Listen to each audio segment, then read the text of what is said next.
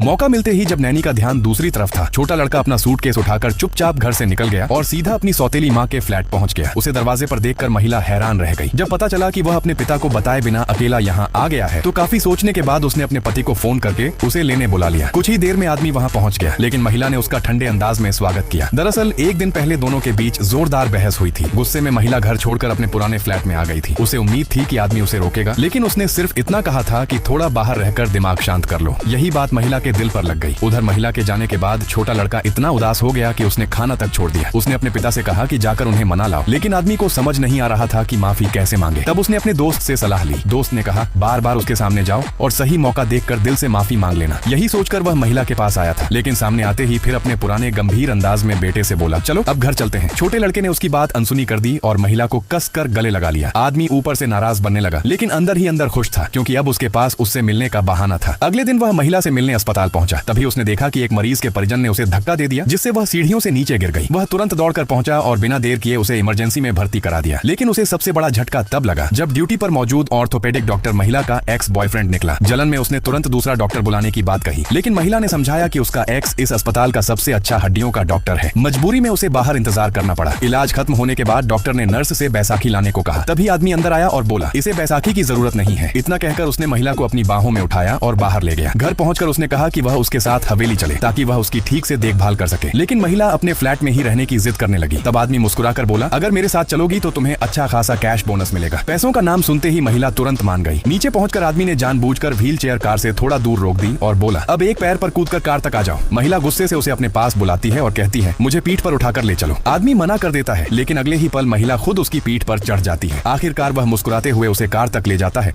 और आराम से आगे वाली सीट पर बैठा देता है। इसके बाद दोनों के बीच की सारी दूरियां खत्म हो जाती हैं और उनका परिवार फिर से खुशियों से भर जाता है। अब महिला ने नया नियम बना दिया था कि हफ्ते में एक दिन दोनों साथ में ग्रोसरी शॉपिंग जरूर करेंगे। एक दिन स्नैक्स वाले सेक्शन में पहुंचते ही उसने ट्रॉली भरनी शुरू कर दी। आदमी उसे समझाता रहा कि ज्यादा स्नैक्स सेहत के लिए ठीक नहीं, लेकिन इस बार भी वह बहस हार गया और बस मुस्कुराते हुए उसकी सारी जिद पूरी करता रहा।